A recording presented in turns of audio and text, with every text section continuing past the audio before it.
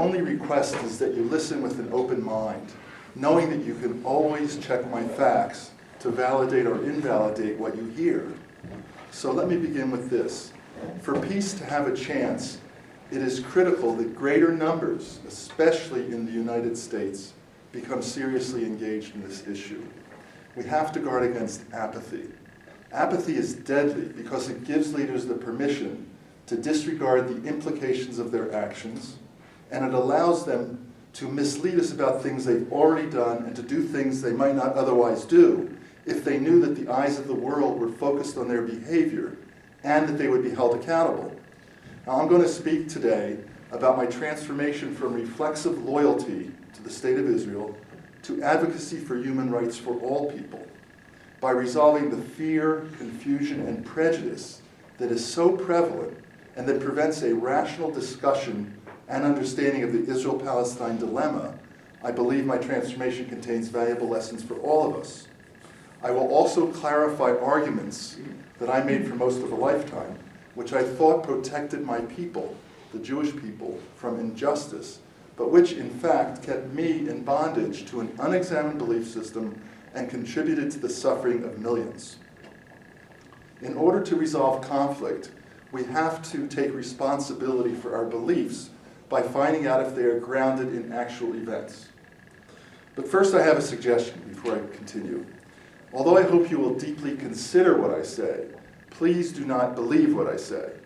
If you simply believe what I say, I'm afraid you will not discover for yourselves the documented history of this conflict.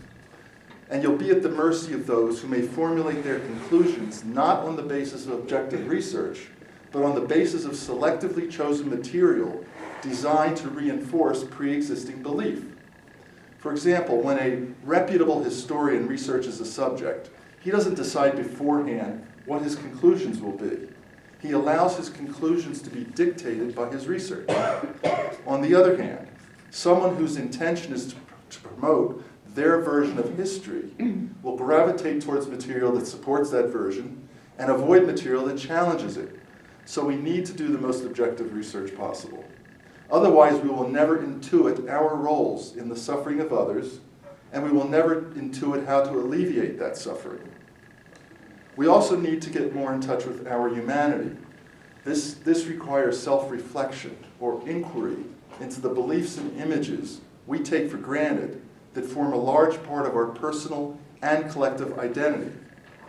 My experience was that inquiry released my heart from a kind of armoring that restricted my ability to feel, and I do not believe we can understand this conflict with the mind alone.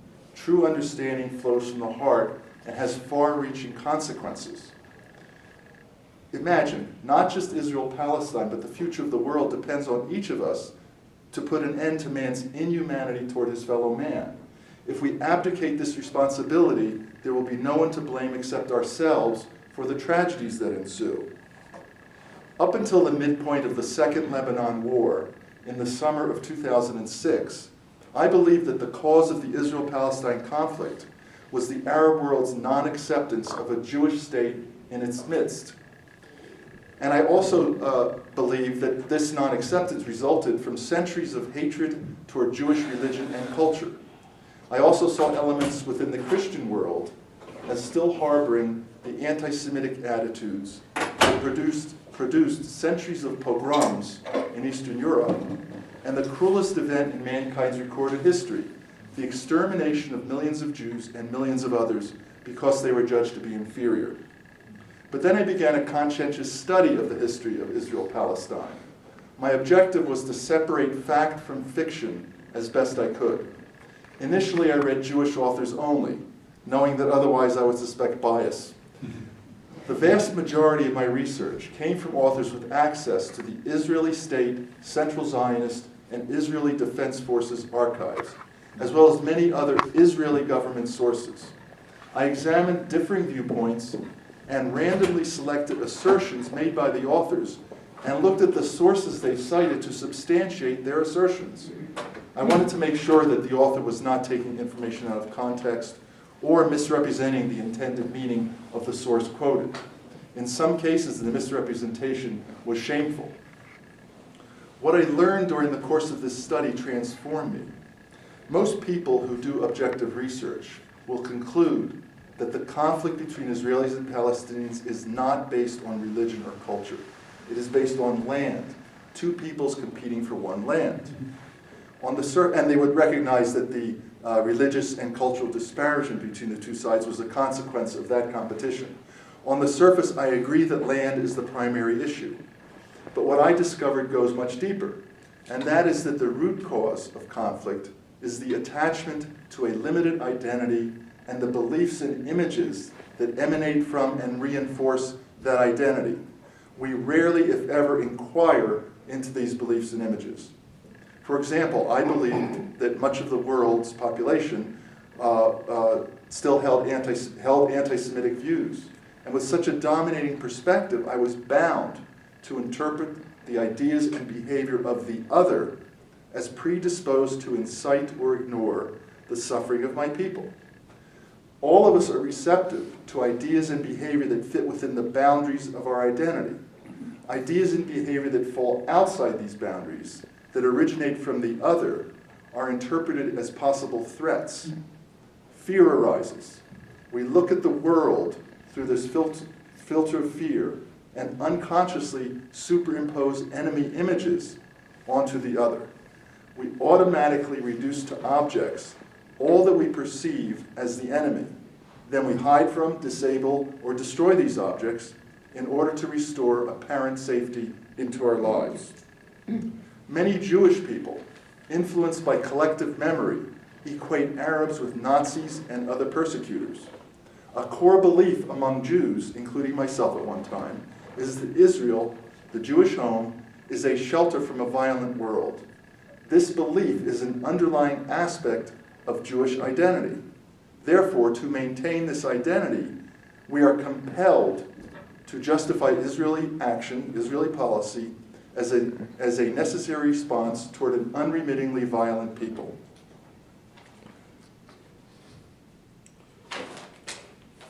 Dualistic thinking such as this conceives of a world of us against them, good against evil. Our emotions, our attitudes towards others, how we interpret events, what we notice and what we don't notice, will mirror our worldview, thereby strengthening and confirming it. In short, we create the world we live in. Thus, the real struggle, if we truly want peace, is to transform our consciousness from us against them to tolerance and understanding. It was not until I inquired into my indoctrination and began to learn a more accurate history of Israel-Palestine that I was able to relinquish my enemy images, or to be more precise, that my enemy images relinquished me.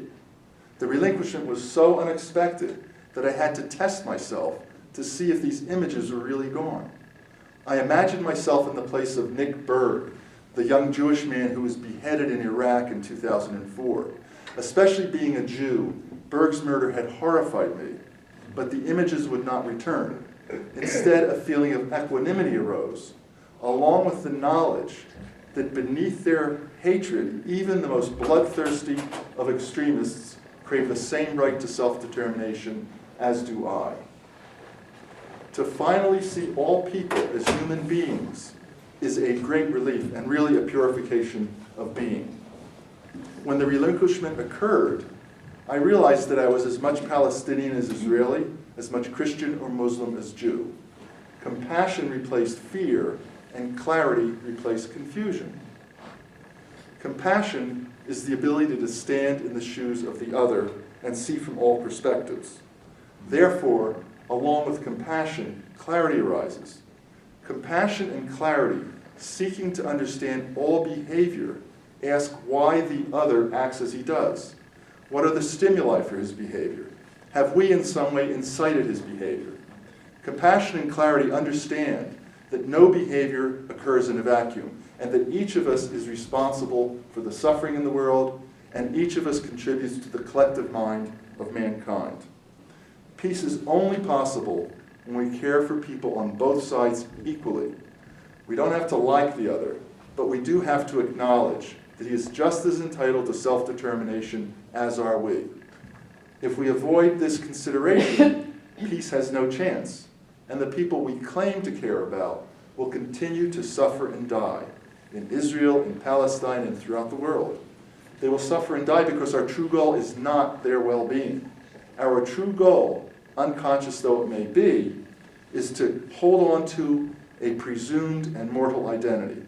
This comes before the well-being of even the entire world. I'd like to look at two of the most common accusations in the debate over Israel-Palestine. The first is the blanket statement that Zionism is racism. Growing up in the aftermath of the Holocaust, I can testify that virtually every Jew of my parents' and grandparents' generation, as well as most of the Jews of my generation, believed that Zionism was a movement whose purpose was to protect our people from further persecution and death. From this perspective, it is inconceivable that a simple need for survival could be interpreted as racism. So it should come as no surprise that many Jews would label those who they perceive as calling them racist as racist themselves. Zionism did not emerge in order to discriminate against a particular race or religion, but was an inevitable, albeit problematic, reaction to a uniquely virulent strain of racism. To simplistically reduce Zionism to the label of racism minimizes the suffering that gave rise to the movement in the first place. However, Zionism's defenders need to understand that for the most part, criticism of Zionist behavior is not meant to minimize Jewish suffering, but is itself a reaction against policies that Israel has adopted on behalf of the Jewish people. They need to understand that Zionism is in fact the ideological force that justifies the dispossession of an entire society, and that in the hands of Israel's leaders, it has become a form of racism. Israeli policy that favors one population over another affects the lives of millions of people every single day, and the resulting dehumanization is a product of Zionism. The second accusation is the use of language to delegitimize critics of Israeli policy. Some examples are that these critics are attempting to delegitimize Israel, that they hate Israel, are anti-Semites, or if Jewish, self-hating Jews. The truth is that most of these critics simply want Israel to comply with international law. And nearly every Jewish critic I've met believes that by opposing policies that relegate Palestinians to lives of second-class citizenship, that they are rescuing the integrity of their religious tradition. The majority of these critics are true friends of Israel. A true friend will admonish his friend when he sees him acting irrationally toward his neighbor. These critics have no desire to harm the state of Israel. Their desire is to prevent the state of Israel from harming Palestinians. They advocate equal rights for all because they know that equal rights lead to peace.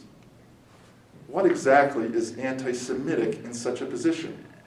Is caring about another people an expression of hatred or a betrayal of one's roots? Is learning about a painful subject an expression of anti-Semitism?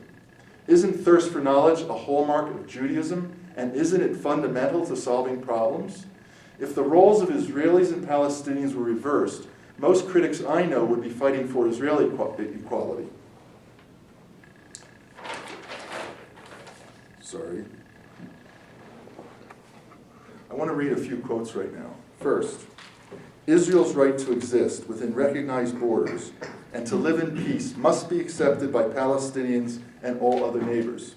The second quote, the Arabs must acknowledge openly and specifically that Israel is a reality and has a right to live in peace, behind secure and recognized borders, and with a firm Arab pledge to terminate any further acts of violence against the legally constituted nation of Israel. End of quote. The man who made these statements has been called a bigot, a Nazi sympathizer, and an anti-Semite. Israeli officials and many of my relatives have considered him to be an enemy of Israel since he used the word apartheid to describe Israel's control over the occupied territories.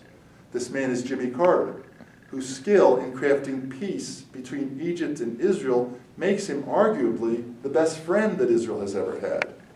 I want to contrast Carter's statements with those of Christian evangelical leader